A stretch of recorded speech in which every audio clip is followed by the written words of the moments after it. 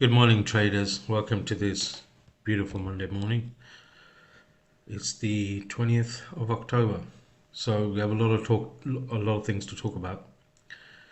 Now, this is the weekly time frame for BTC, and one thing we can see is price usually comes back into this cloud that we have here, and it's 50 EMA on the weekly time frame. So we don't want to be losing this level here, which is 93,800. Now we do see a good weekly candle open this week.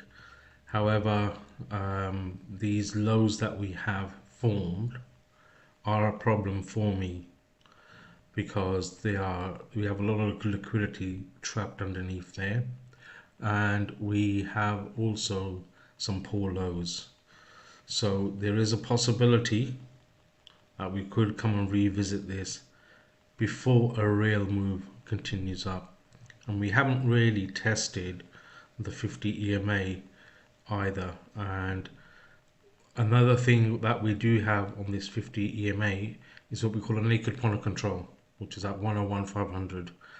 So I am expecting the price to come back here and retest that, where I will be looking to open up a very big long position swing play.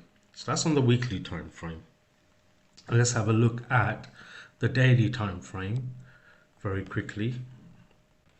And on the daily time frame, we can see that we are actually trying to test this 50 EMA. So we've got the 50 EMA at 114, sorry. So there's a possibility that we could get rejected there and come back down to fill some of this wick that we still have unfilled. So just something to take a note of. Now, if we have a look at the 4-hour time frame, we can see that we do have a rejection at the 800 EMA. So this is just looking at EMAs. There's a lot of you want me to cover this. But looking at order flow, it tells us a different story. So when we look at order flow, it tells us this was a Sunday move, which we can't trust by algos. So you want to be careful. It's not an area for you to long. So if we have a look at the 1-hour time frame, we can see if we do come back, actually we have a imbalance in this candle as well. So we want to hold 110,000. Yeah, want to hold 110,000 as your support, local support. So I'd like to see a retrace into this 110,000, which is sitting here. Yeah, want to see a retrace for a continuation up. So this could be a ideal long position,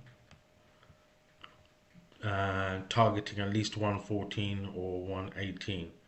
Don't know if that's going to play out. We do have some weekend lows that we can come back and visit. There isn't a CME gap, so we can come visit 107,400 and also 106. And my biggest problem is this wick that we have here, which is at 103,500.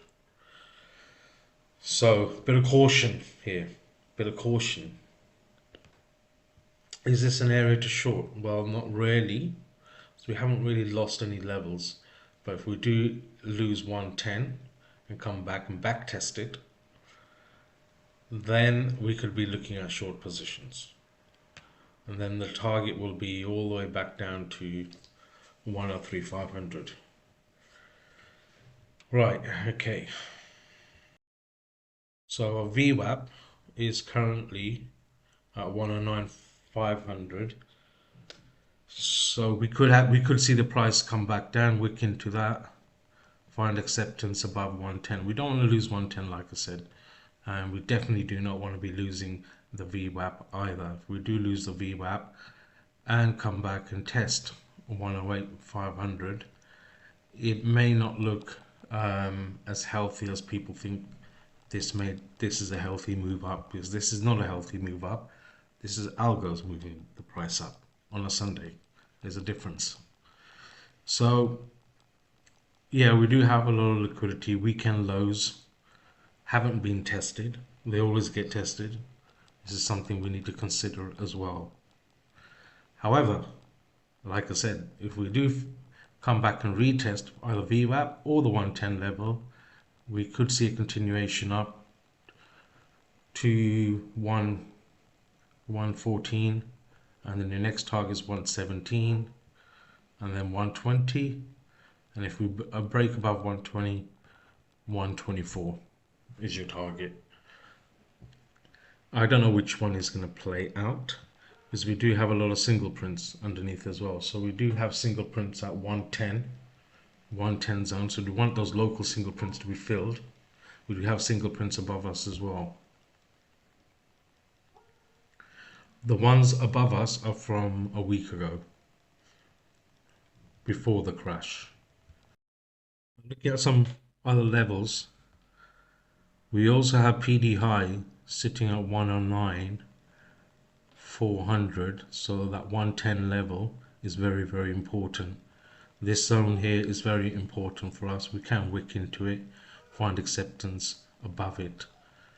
Let me just quickly look at 30.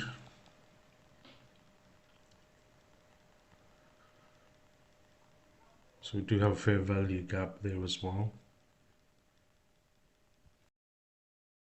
We have the PD previous day equilibrium at 117 area. So this is about a 108 area. If we look at the 1 hour time frame, yes, that's still below the 50 EMA. 107, 106. Yeah, this is weekend liquidity, which hasn't been taken yet. More likely will get taken.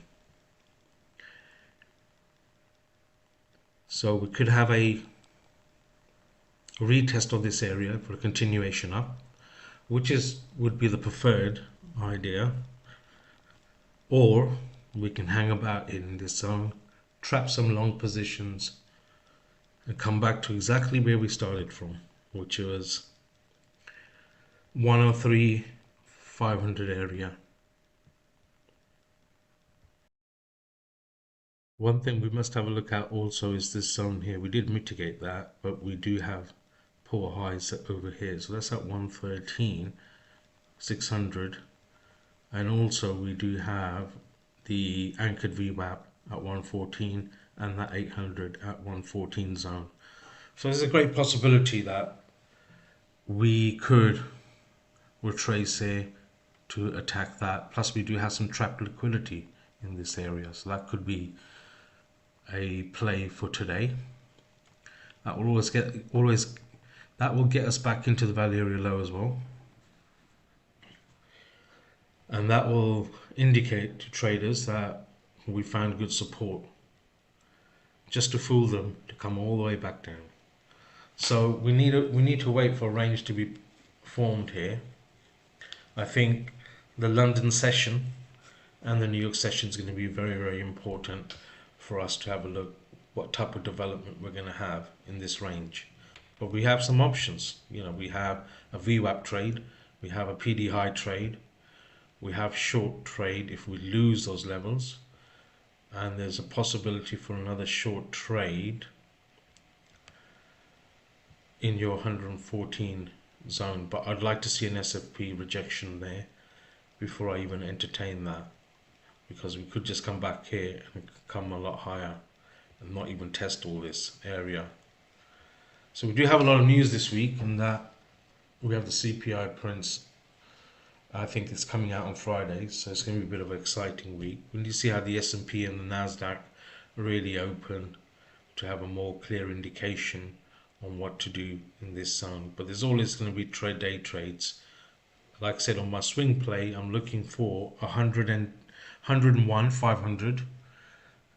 I'm looking for 98 and 97. Those are my zones that I would like to open a swing play. Until then, we just scalp.